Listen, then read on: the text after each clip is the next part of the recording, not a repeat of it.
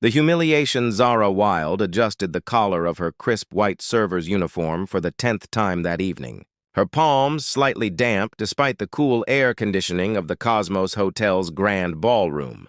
The venue was a monument to human achievement in space exploration. Crystal. Chandeliers shaped like distant galaxies cast ethereal light across walls, adorned with photographs from humanity's greatest space missions. Tonight's annual Galactic Research Foundation Gala brought together the most brilliant minds and deepest pockets in aerospace, and Zara felt completely out of place among them. She needed this job desperately. Her graduate stipend barely covered rent for her tiny studio apartment, let alone the expensive textbooks and research materials required for her astrophysics doctorate. Every evening she spent serving champagne to billionaires was another step closer to finishing her thesis on theoretical wormhole navigation. The irony wasn't lost on her that she was studying the stars while serving those who could actually afford to reach them. Remember, smile and stay invisible, her roommate Nora had advised earlier while helping her pin up her dark auburn hair. These people see servers as furniture with legs. Zara had laughed then, but now she understood exactly what Nora meant. The guests moved around her as if she were a ghost, their conversations about stock portfolios and space tourism continuing uninterrupted as she refilled their glasses. What made tonight different was the dress hanging in her closet at home. For 3 months, Zara had been working on it during her rare free moments, a midnight blue creation made from fabric remnants she'd found at a discount store. The silk flowed like liquid starlight, and she'd embroidered tiny constellations along the hemline with silver thread. She'd planned to change into it after her shift ended, hoping to blend in with the guests for just an hour, maybe network with some of the research directors she'd only read about in scientific journals. The plan had seemed perfect until Victoria Ashworth arrived. Victoria swept into the ballroom like she owned it, which, given her family's massive investments in the space industry, she practically did. Her platinum blonde hair was arranged in an elaborate updo that probably cost more than Zara's monthly salary, and her emerald green gown hugged her model-thin figure perfectly. She moved with the confidence of someone who had never been denied anything in her life, her entourage of equally polished women following, in her wake like satellites orbiting a particularly bright star Zara was refilling. Champagne glasses near the silent auction tables when Victoria's sharp voice cut through the ambient conversation like a laser through space. Debris! Oh my goodness! Look at this little server girl playing dress up! Victoria's tone dripped with amusement as she approached Zara's station. Girls, come see this adorable attempt at fashion. Zara's stomach plummeted as she realized Victoria was talking about her. During her break, she'd changed into her homemade dress in the staff bathroom, hoping to spend a few minutes mingling with the actual guests. The transformation had felt magical. For the first time in months, she'd felt beautiful instead of invisible. Now, under Victoria's predatory gaze, the dress felt like a costume from a children's play. "Did you make this yourself, dear?"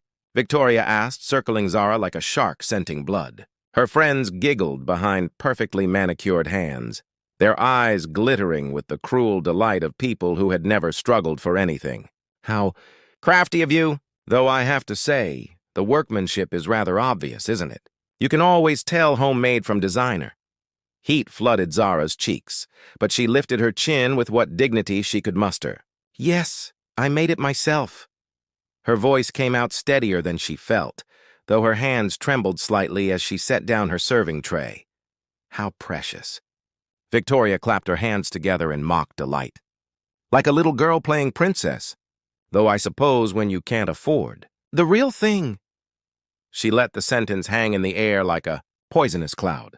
The conversations around them had begun to die down as other guests turned to watch the spectacle. Zara felt hundreds of eyes on her, dissecting every stitch of her dress, every flaw in her appearance. She wanted to disappear, to melt into the floor and never resurface.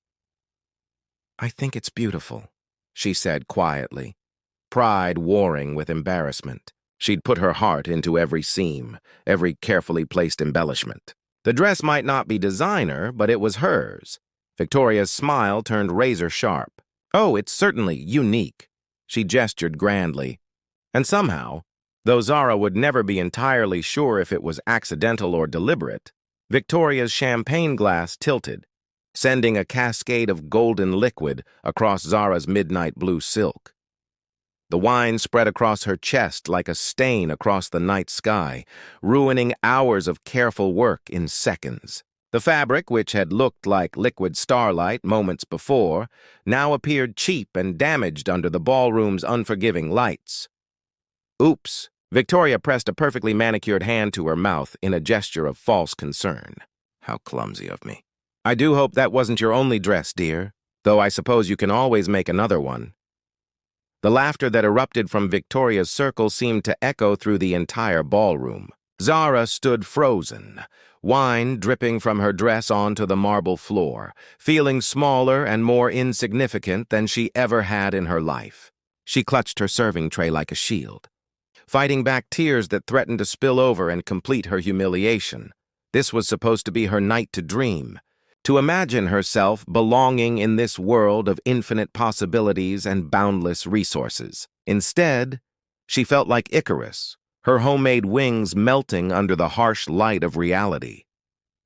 Just as Zara was about to flee to the safety of the staff bathroom, something extraordinary happened. The entire ballroom fell silent, not the gradual hush of people stopping their conversations, but the sudden, complete silence that occurs when a force of nature enters a room. Through the crowd of guests, a figure was moving toward them with the quiet confidence of someone accustomed to command. Even from a distance, Zara could see the way people instinctively stepped aside, creating a clear path through the room. The champagne continued to drip from her dress. But for the first time since Victoria's attack began, Zara felt a flicker of hope. Something was about to change. She could feel it in the electric tension that had suddenly filled the room. The cavalry was coming. Though she had no idea who her savior might be or why they would care about one humiliated graduate student in a stained homemade dress. Commander Damon Sterling moved through the crowd like a force of nature, his presence commanding attention without effort. At 28, he had already revolutionized space exploration with his company's breakthrough propulsion systems, but tonight he looked more like a warrior than a businessman. His black tuxedo was perfectly tailored to his tall, athletic frame, and his dark hair caught the light as he moved with predatory grace. Toward the unfolding drama, Zara had seen his photograph in scientific journals. Sterling Aerospace was legendary for its cutting-edge research, but nothing had prepared her for the intensity of his physical presence. His steel blue eyes swept the scene, taking in Victoria's triumphant smirk, the circle of laughing socialites, and Zara's wine-stained dress. There was something dangerous in his expression, like a storm building on the horizon. "Commander Sterling!" Victoria's voice pitched higher with excitement as she spotted him. "How wonderful to see you. I was just having a chat with this sweet little server about fashion choices." Her tone suggested they were sharing a delightful joke rather than orchestrating public humiliation. Damon stopped directly in front of Zara, close enough that she could smell his cologne, something expensive and masculine that reminded her of cedar and starlight. Without breaking eye contact with her, he reached into his jacket and withdrew a pristine white pocket square. "For your dress," he said quietly, his voice carrying despite its low tone. The silk was softer than anything Zara had ever touched, probably worth more than her monthly rent. As she took it, their fingers brushed, and she felt an electric shock that had nothing to do with static electricity. Then Damon did something that made the entire ballroom gasp in collective astonishment. He slipped his arm around Zara's waist and pulled her against his side with the confidence of a man claiming what was already his. The warmth of his body through the expensive fabric of his tuxedo was overwhelming, and Zara found herself fighting to breathe normally. "Everyone!" Damon's voice rang out clear and authoritative, cutting through the whispered speculation like a blade. "I'd like you to meet my wife, Dr. Zara Sterling." The silence that followed was so complete that Zara could hear her own heartbeat thundering in her ears.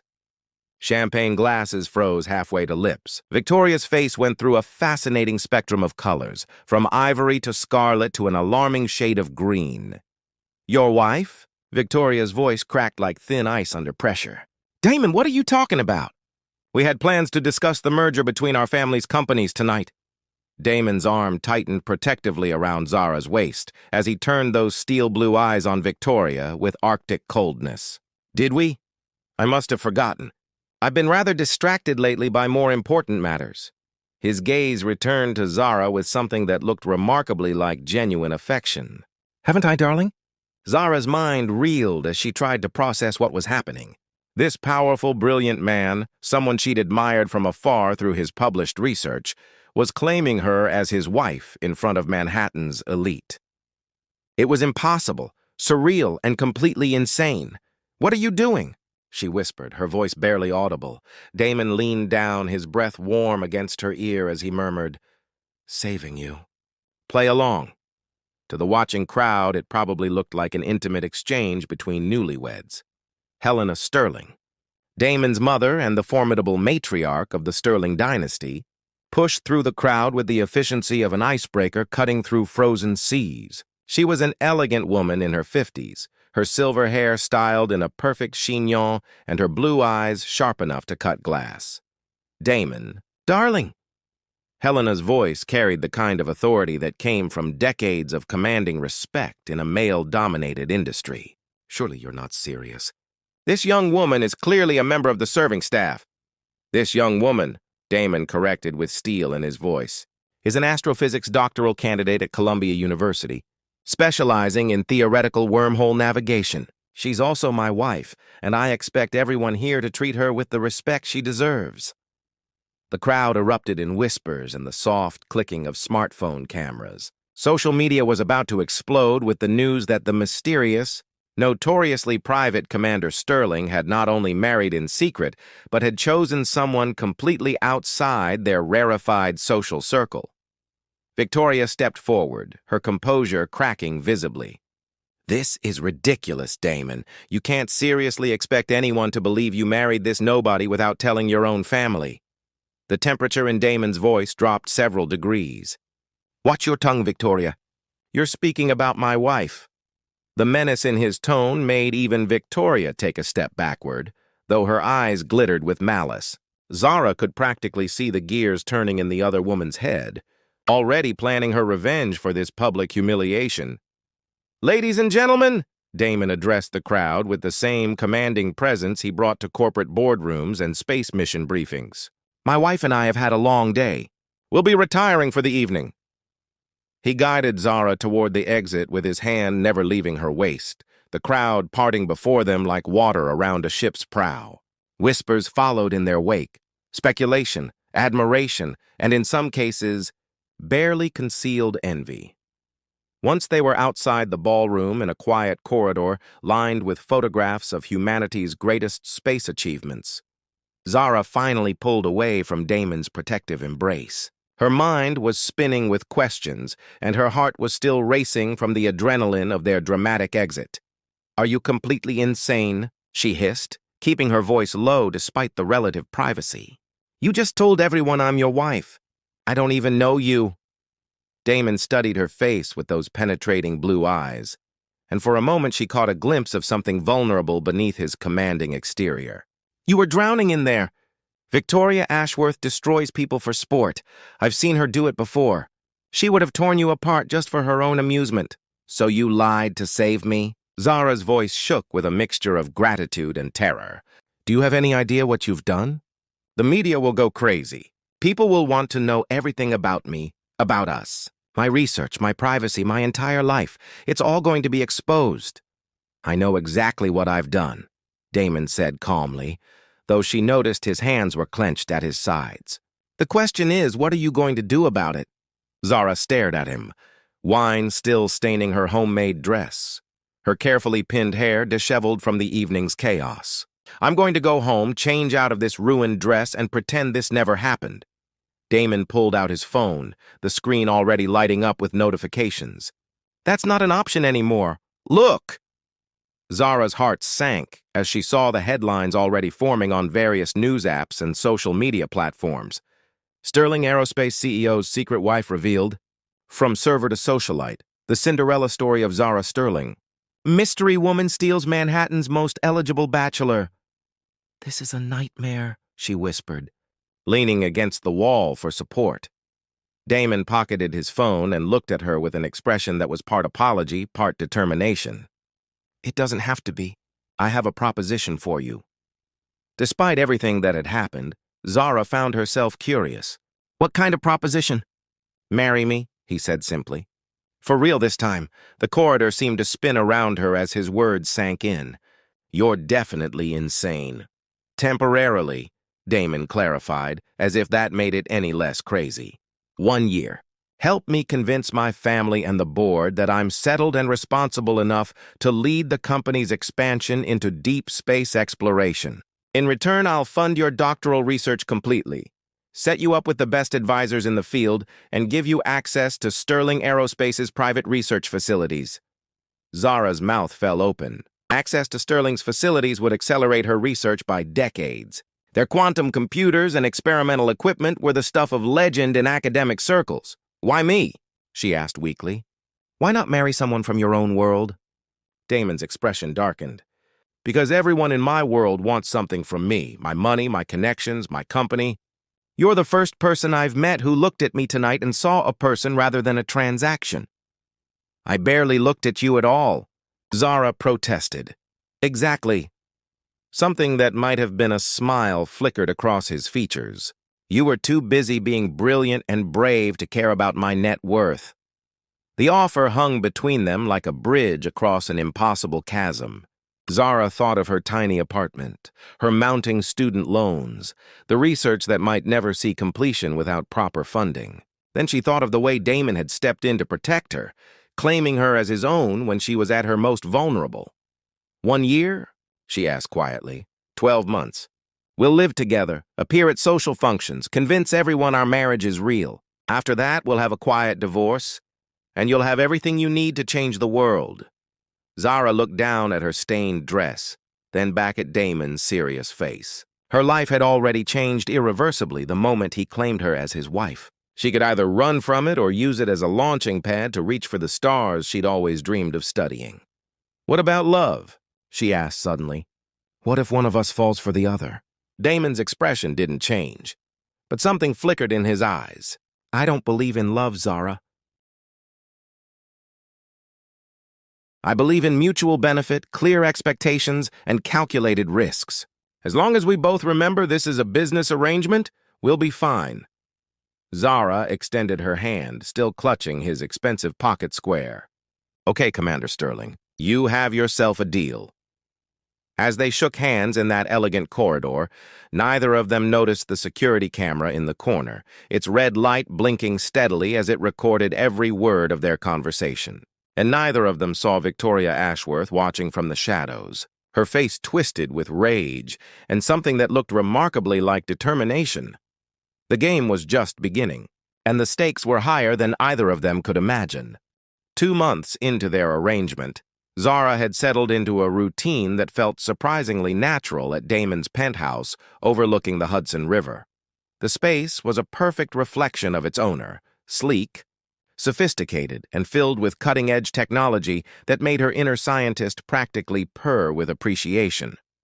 Floor-to-ceiling windows offered breathtaking views of the city and the stars beyond, while holographic displays showed real-time data from Sterling Aerospace's various deep space missions. Their fake marriage had become easier than either had anticipated. Damon respected her need for space and independence, while Zara had discovered that beneath his commanding exterior lay a brilliant mind that matched her own intellectual curiosity. Their dinner conversations ranged from quantum mechanics to the philosophical implications of faster-than-light travel, and she'd caught herself looking forward to these evening discussions more than she cared to admit. The media attention had gradually died down to a manageable buzz, though photographers still occasionally lurked outside the building. Zara had learned to navigate the social obligations that came with being Mrs. Sterling, charity galas, corporate events, and family dinners where Helena continued to regard her with barely concealed suspicion. What had surprised her most was how naturally the physical aspects of their charade had developed. Damon's hand on her waist at public events no longer felt foreign, and she'd stopped startling when he brushed a kiss across her temple for the cameras. Sometimes, in quiet moments, she caught him watching her with an expression she couldn't quite decipher, and she wondered if the lines of their arrangement were beginning to blur for him too. But everything changed on a Tuesday morning when Damon had to leave unexpectedly for a board meeting, trusting her with something he'd never shown anyone before. "There's a private lab on the 42nd floor," he'd said, handing her a keycard with unusual hesitation. "I've been working on a project that, well, you'll understand once you see it. Your background in theoretical physics might actually be helpful." The elevator ride to the 42nd floor felt endless, Zara's curiosity building with each passing second. When the doors opened, she stepped into what looked like something from a science fiction movie. The laboratory was pristine white and filled with equipment she didn't recognize. Crystalline structures that hummed with energy, holographic displays showing star charts of systems she'd never seen, and at the center of it all, a device that made her breath catch in her throat. It was roughly the size of a dining room table, constructed from what appeared to be liquid metal that shifted and flowed in mesmerizing patterns. Strange symbols flickered across its surface in languages that definitely weren't human, and the air around it seemed to shimmer with barely contained energy. "What the hell is this?" Zara whispered, approaching the device with the same reverence she might show a religious artifact. As she drew closer, the symbols on the surface began to pulse more rapidly, as if responding to her presence. Without thinking, she reached out to touch the smooth surface. The moment her fingers made contact, the laboratory exploded with light and sound. The device activated with a resonance that she felt in her bones, holographic displays erupting to life around her, showing star maps of unprecedented detail. But most shocking of all was the voice that suddenly filled the room. Definitely not human, speaking in harmonious tones that somehow translated directly into her mind. "Greetings, Earth Dweller. I am Crix of the Andorian Collective. You have activated our communication beacon." Zara stumbled backward, her heart hammering against her ribs. The air in front of the device shimmered, and slowly a figure began to materialize. It was humanoid in basic shape, but clearly alien. Tall and graceful with skin that seemed to be made of living starlight, shifting between silver and deep blue. Its features were elegant and androgynous, with large eyes that held the depth of space itself. "Do not fear," Crix continued, its voice carrying an otherworldly music that was both beautiful and terrifying. "I mean you no harm. I have been observing your species for some time, particularly your efforts to reach beyond your world." "You're real," Zara breathed, her scientific mind warring with her very human terror. "Aliens are real, and you've been watching us." "We are as real as you are, Dr. Zara Wilde," Crix said, and she nearly fainted at hearing her name spoken by an extraterrestrial being. "Your husband has been in communication with our collective for several months now. We have been most impressed with his dedication to peaceful space exploration." "Damon knows about you?" The betrayal hit her like a physical blow. Another secret, another lie in their relationship built on deception. "He discovered our beacon during one of his deep space survey missions. Rather than exploit the technology for profit, as many of your species might, he sought to understand its purpose. We have been evaluating his worthiness, and through him, your species' readiness for contact." Zara sank into a nearby chair, her mind reeling. "Contact? You mean like first contact? With all of humanity?" "The Galactic Council has been debating Earth's inclusion in our alliance for decades. Your species shows promise, remarkable creativity, resilience, and curiosity.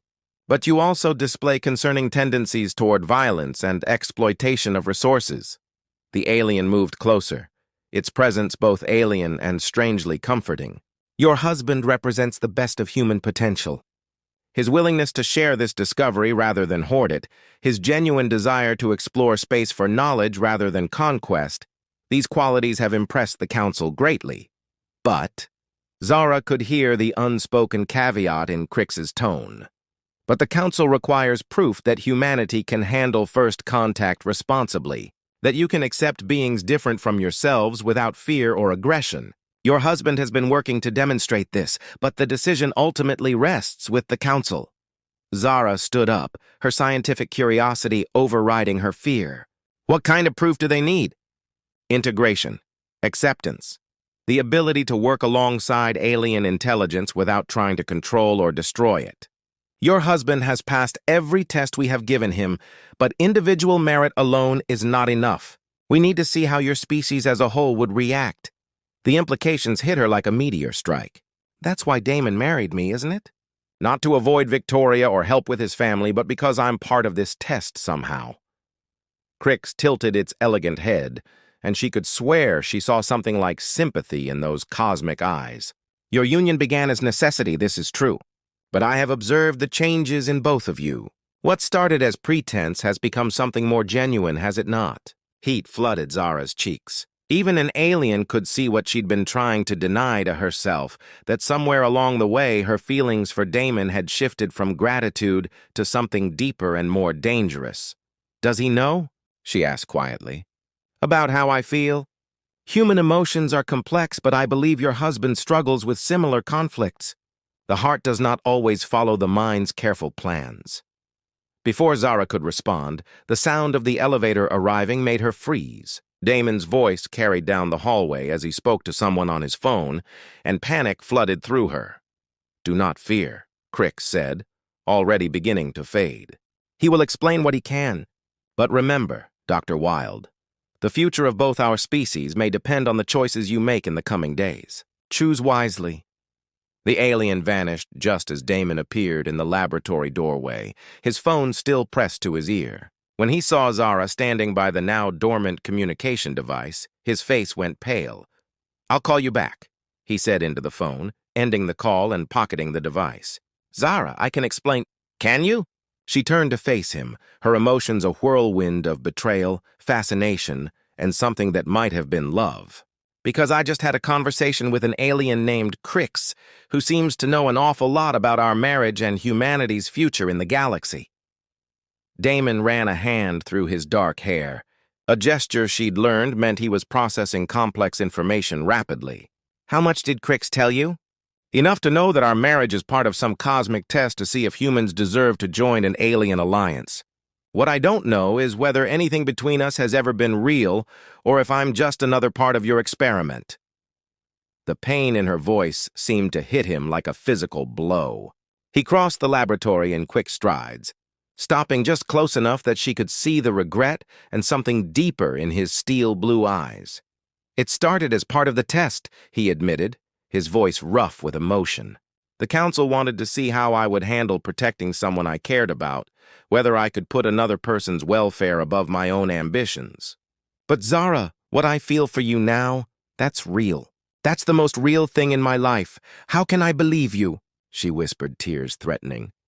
How can I believe anything when everything has been built on lies? Damon reached for her hands, his touch warm and steady. Because I'm choosing to tell you the truth now, even though it might lose you forever. Because I'm risking not just our relationship, but humanity's future with the Galactic Council. Because I love you, and I can't pretend anymore that this is just business. The words hung in the air between them like a bridge across an impossible chasm. Zara looked into his eyes and saw her own reflection. Scared, hopeful, and irrevocably changed by the knowledge that they were not alone in the universe. The council, she said finally. What happens next? They're coming, Damon said quietly. In 3 days there will be a formal evaluation. They'll make their final decision about Earth based on how we handle first contact. And Zara, he paused, his thumb brushing across her knuckles. They want you to be there. Crix specifically requested your presence. Me? Why? Because you represent something they haven't seen much of in their observations of humanity. Pure scientific curiosity without agenda. They want to see if you'll try to exploit their technology, or if you'll approach them as fellow beings worthy of respect. Zara thought about everything she'd learned, everything that was at stake. The future of human civilization hung in the balance. Her fake marriage had become terrifyingly real and somewhere in the cosmos. Alien beings were deciding whether her species deserved a place among the stars. 3 days, she repeated, looking around the laboratory that would forever change how she saw the universe. 3 days, Damon confirmed. The question is, will you face it with me? As my partner, not just my fake wife? As Zara looked into his eyes, she realized that the most alien thing in her life might not be the extraterrestrial beings watching from space, but the depth of feeling she'd developed for the man standing before her. Love, it seemed, was the most unpredictable force in any galaxy. The next 72 hours passed in a blur of preparation and growing intimacy that neither Zara nor Damon had anticipated. Sterling Aerospace's top-secret facility had been transformed into a formal first contact center, complete with translation equipment, recording devices, and enough security to handle a presidential visit. But for Zara, the most overwhelming part wasn't the alien technology or the historical significance.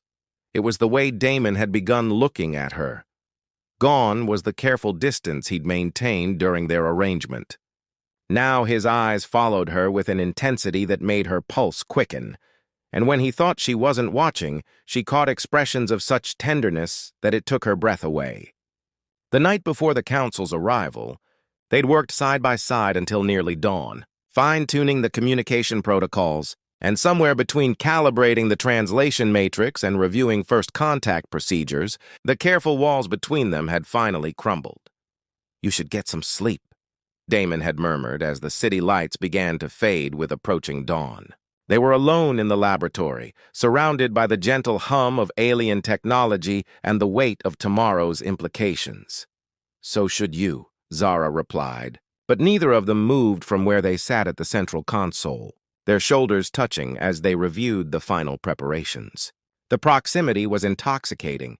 She could smell his cologne, feel the warmth radiating from his body, and when he turned to look at her, the distance between them seemed to shrink to nothing. "Zara," he said quietly, his voice carrying a vulnerability she'd never heard before. "Whatever happens tomorrow, I need you to know—" "Don't," she whispered, though every cell in her body was screaming for him to continue. "Don't say something that will make this harder than it already is." But Damon reached up, his fingers tracing the line of her jaw with devastating gentleness. "I love you, not as part of any arrangement or test, but because you're brilliant and brave and beautiful, and you make me want to be worthy of the faith you've placed in me." The kiss that followed was nothing like the brief, staged touches they'd shared for public appearances. This was real and desperate and full of months of suppressed longing. Zara melted into him, her hands fisting in his shirt as he pulled her closer. And for a moment, the fate of humanity seemed less important than the way he whispered her name against her lips. They'd fallen asleep there in the laboratory, wrapped around each other on the small couch Damon kept for long research sessions, and Zara had woken to find his arm around her waist and his face peaceful in sleep. It was the most natural thing in the world, and also the most terrifying, because she knew that after today, nothing would ever be the same.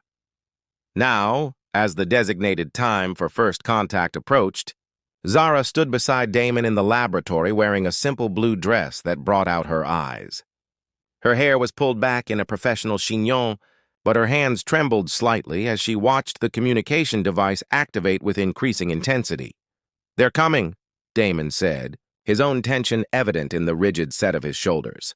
"Remember, stay calm, be yourself, and whatever you do, don't try to touch their technology without permission. Don't make any sudden movements, and don't let my scientific curiosity override basic diplomatic courtesy," Zara finished with a nervous smile. "You've only told me 50 times. The air in the center of the room began to shimmer, and slowly, 3 figures materialized. Crix was among them, its starlight skin pulsing gently with what Zara had learned to recognize as contentment. The other 2 were equally magnificent, one tall and graceful with skin like polished obsidian, the other smaller and more delicate with features that seemed to shift like flowing water. "Greetings. Humans," the obsidian-skinned being spoke, its voice carrying the authority of command. "I am Council Leader Thiox. This is Counselor Nira." The water-featured being inclined its head gracefully. We come to complete our evaluation of your species' readiness for galactic integration. We're honored by your presence, Damon said formally, though Zara could hear the strain in his voice. This is my wife, Dr. Zara Sterling, and I'm Commander Damon Sterling of Sterling Aerospace. Yes, we have observed your union with great interest, Neera said, its voice like wind chimes in a gentle breeze. Most unusual, the way it has developed from necessity into genuine affection. Such evolution speaks well of your species' capacity for growth. Heat flooded Zara's cheeks, but she managed to find her voice. Thank you for allowing me to be part of this historic moment. As a scientist, I can't begin to express how incredible it is to meet you. Your curiosity is noted and appreciated, Thiox replied.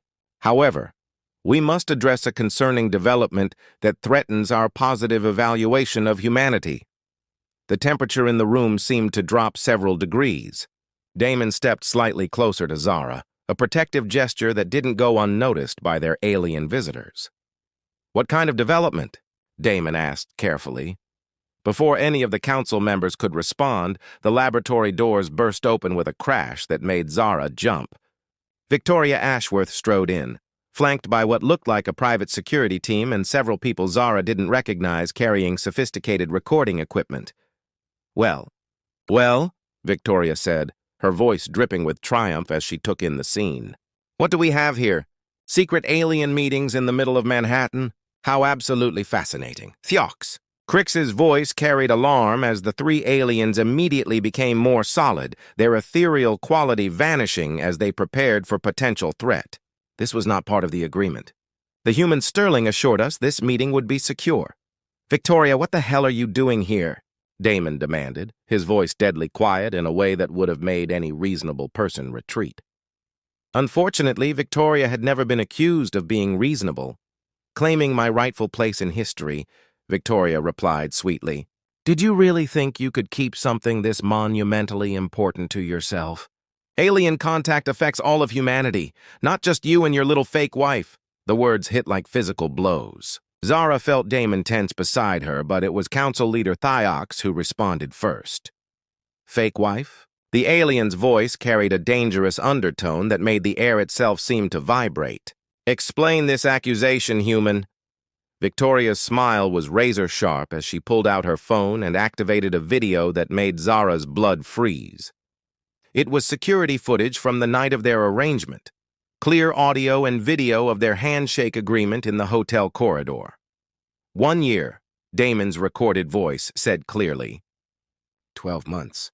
We'll live together, appear at social functions, convince everyone our marriage is real. After that, we'll have a quiet divorce, and you'll have everything you need to change the world. The silence that followed was deafening.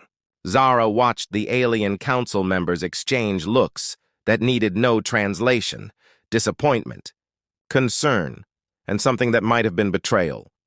You have deceived us, Neera said, its musical voice now carrying a note of frost.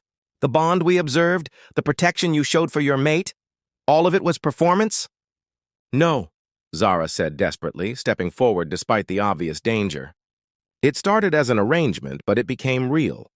What you've seen between us, the way we care for each other, that's genuine. How can we trust the word of beings who build their most intimate relationships on lies? Thiox demanded. This deception calls into question everything we have observed about your species' capacity for honest interaction. Victoria's security team had begun setting up equipment around the laboratory, clearly planning to broadcast the encounter live. The world deserves to see this, Victoria announced.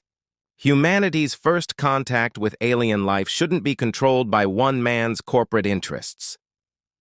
You're going to destroy everything, Damon said, his voice raw with desperation. This isn't about me or my company. This is about our entire species' future.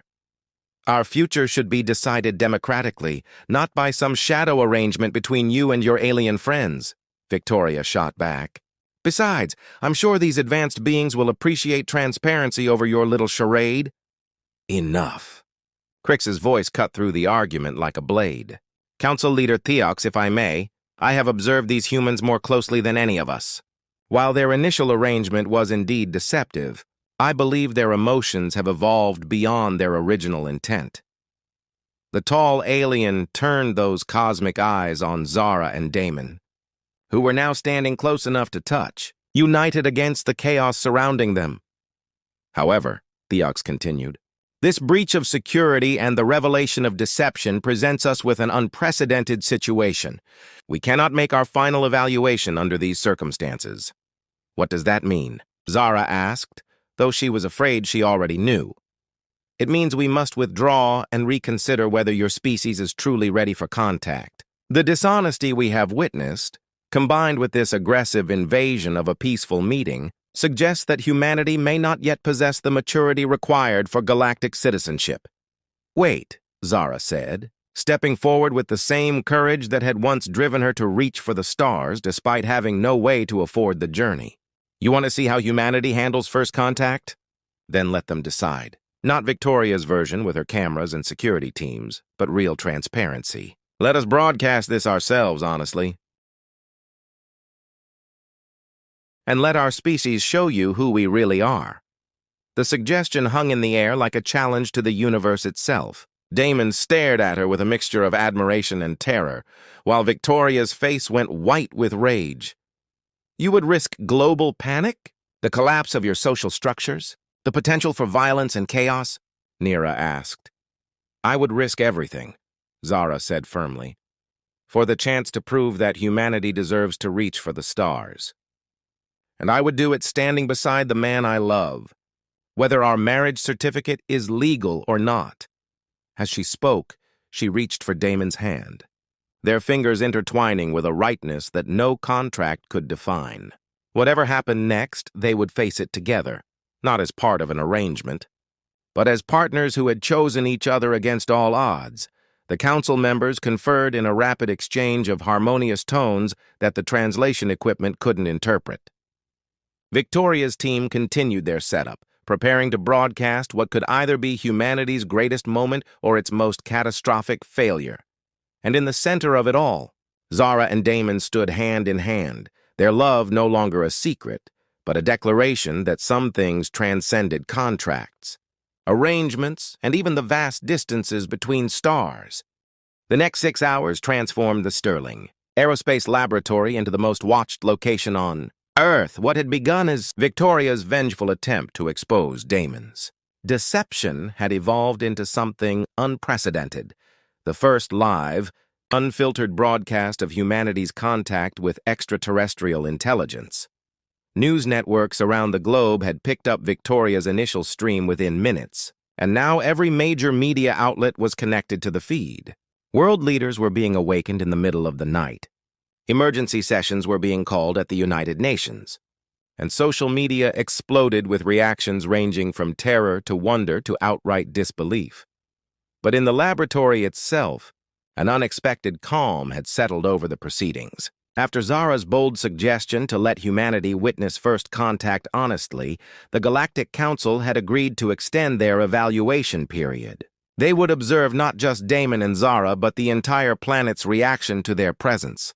Your species' response will be illuminating, Council Leader Theox had said, settling into a position where the cameras could capture their majestic form. We have observed other worlds receive first contact. Some react with violence, others with worship. A few achieve the balance of respect and curiosity that marks a truly mature civilization. Zara found herself thrust into the role of humanity's unofficial spokesperson, fielding questions from reporters and world leaders through video connections that James Mitchell, Damon's assistant, had somehow managed to coordinate in record time.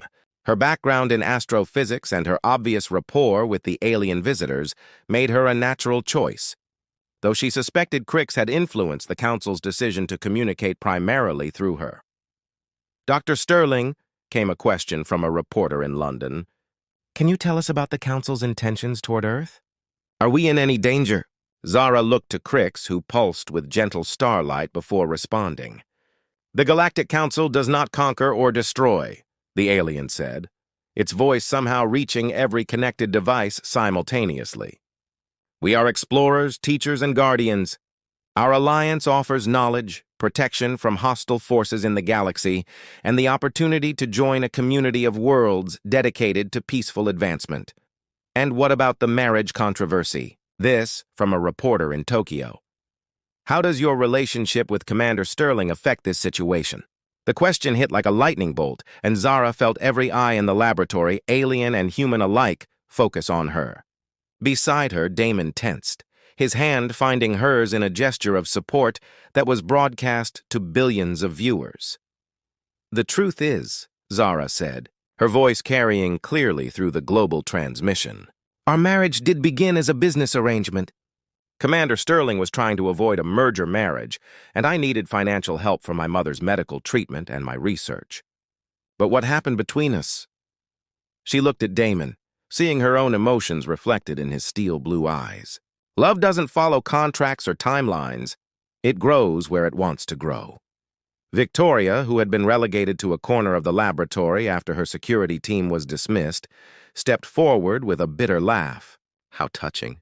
But the fact remains that you've been lying to everyone for months. How can humanity trust either of you to represent our interests with these aliens?"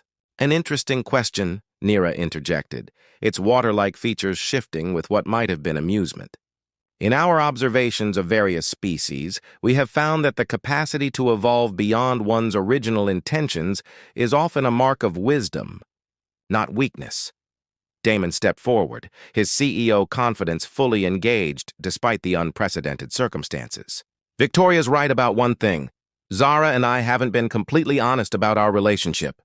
But everything else we've told you about the Council, about their peaceful intentions, about the opportunity they're offering humanity, that's absolutely true." "Commander Sterling speaks accurately," Theox confirmed. "While his personal arrangements were unconventional, his dedication to peaceful contact has been exemplary. He could have exploited our technology for profit, used our knowledge to advance his own position. Instead, he chose to prepare his species for this moment." A new voice joined the conversation, President Chen from Beijing, connecting via secure video link. "Council Leader Theox, what happens now? What does humanity need to do to earn membership in your alliance?" The laboratory fell silent except for the gentle hum of alien technology. Zara could feel the weight of billions of people waiting for the answer that would shape their species' future. "You must prove that you can accept difference without destroying it," Theox replied. "That you can work together despite your divisions. That you can reach beyond your world not as conquerors, but as neighbors." "And how long do we have to prove this?" President Chen asked. "The proof begins now," Crick said, its starlight skin pulsing with gentle urgency. "Your reaction to our presence, to this revelation, to each other in this moment of crisis. This is the test." As if summoned by Crick's words, reports began flooding in from around the world. In São Paulo, astronomers were setting up telescopes in the city center to look for signs of the Council's ships. In Mumbai, religious leaders from different faiths were holding joint prayer sessions for peaceful contact. In Stockholm, the Nobel Committee was holding an emergency session to discuss creating a new prize for interstellar diplomacy. But there were darker reports, too. Protests in some cities, panic buying in others, and several governments deploying military assets just in case. Humanity was responding exactly as humanity always did, with a mixture of wonder, fear, hope, and suspicion. "It's not going to be unanimous," Zara said quietly, speaking as much to the Council as to the global audience.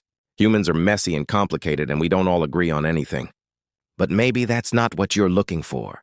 "Explain," Theox requested. Zara thought of her students at the community center, of the way they approached art with completely different styles and perspectives, but created something beautiful together. Maybe the test isn't whether we all react the same way, but whether we can handle our differences without destroying each other. Whether we can be curious about you without trying to control you. "Dr. Sterling demonstrates wisdom," Nira said approvingly. "Unity does not require uniformity." Victoria stepped forward again, her face flushed with desperation. "This is ridiculous. You're basing the future of human civilization on the philosophical musings of a woman who lied about her own marriage." "Victoria, stop," Damon said quietly, but there was steel in his voice. "You've made your point. We deceive people about our relationship, but that deception led to something real, and more importantly, it doesn't change the fact that humanity deserves this chance. Deserves it? Victoria's voice cracked with fury. Based on what? Your little love story? The way she makes speeches about art and diversity? Based on this, Crick said suddenly, and the alien moved toward Victoria with fluid grace. Victoria took a step backward, fear flickering across her features, but Crix stopped just out of reach. You are angry, afraid, and feeling betrayed, Crix continued. Yet you have not attacked me, though I am alien to everything you know. You seek to expose truth even when that truth is uncomfortable. You demand accountability from your leaders. These are the qualities of a species worth knowing. Victoria stared at the alien being, her mouth opening and closing without sound. Even your flaws, Nira added gently, show promise. Jealousy can become protectiveness. Suspicion can become healthy caution. The capacity to love, even imperfectly, is rarer in the galaxy than you might think. A new alert chimed through the laboratory's communication system. James Mitchell looked up from his tablet with an expression of wonder. Commander Dr. Sterling, you need to see this. The International Space Station is reporting visual contact with something massive. The main screen flickered to life, showing a feed from the ISS. Against the star field beyond Earth's atmosphere, a structure of impossible beauty slowly materialized. It was clearly artificial but flowed like living art, its crystalline surfaces catching and reflecting light in patterns that hurt to look at directly. The Council's primary vessel, Thiox explained. We thought it was time for your species to see that we are more than mere projections. Around the world, every telescope turned skyward. Amateur astronomers shared images on social media, while professional observatories confirmed what millions could now see with their own eyes. Humanity was no longer alone in the universe. My God, whispered someone from the ISS feed. It's beautiful. And that, Zara realized, was exactly the right response. Not fear or aggression or the desire to possess, but simple wonder at the beauty of something alien and magnificent. We have reached our decision, Thiox announced, and the laboratory fell silent again. Humanity shows the capacity for growth that we seek in our alliance members. Your species will be welcomed into the Galactic Council, beginning with a probationary period of 10 standard years. The celebration that erupted around the globe was visible even from space, as cities lit up with fireworks and street parties. In the laboratory, Zara found herself swept into Damon's arms as he spun her around. Their pretend marriage finally, officially, joyfully real. There is one condition, Thiox continued, and the celebration quieted. Earth will need ambassadors, individuals who can represent your species with wisdom and integrity. We have selected our first candidates. Zara's heart stopped as the alien's cosmic gaze fixed on her. Dr. Zara Sterling, will you accept the position of Earth's first ambassador to the Galactic Council? The question hung in the air like a bridge to the stars. Zara looked at Damon, seeing pride and love and just a hint of fear in his expression. Being an ambassador would mean traveling to other worlds, spending years in space, representing all of humanity in ways she'd never imagined. Will you take me with you? She asked Damon quietly. To the ends of the universe, he replied without hesitation. Zara turned back to the council, her decision clear. I accept with one condition of my own. My husband comes with me. We're a team now, and we do this together. Acceptable, Thiox said, and she could swear she heard amusement in the alien's tone. Your bond, real or arranged initially, has proven stronger than we anticipated. Perhaps there is wisdom in partnership that transcends individual merit. As the laboratory filled with the sounds of a world celebrating its new place in the galaxy, Zara and Damon stood hand in hand, their fake marriage having become the foundation for humanity's greatest adventure. They'd reached for the stars separately and found each other along the way. Victoria Ashworth stood in the corner, her plans for revenge forgotten as she stared up at the alien ship visible through the laboratory's windows. For the first time in her life, she was looking at something money couldn't buy, power couldn't control, and social status couldn't access. It was humbling and terrifying and absolutely beautiful. "The future begins now," Crick said, its starlight skin pulsing with what Zara had learned to recognize as joy. "Welcome to the galaxy, people of Earth." And somewhere among the stars, vast civilizations prepared to welcome their newest neighbors, a species that had learned, in the space of a single day, that love could bloom in the most unlikely places. That truth was worth more than deception, and that the universe was far more wonderful and strange than they had ever dared to imagine. The girl who had been humiliated in a homemade dress was now Earth's first ambassador to the stars. The billionaire who had married her to avoid scandal had discovered that the best arrangements were the ones that grew into something real, and somewhere in the space between worlds their love story was just beginning.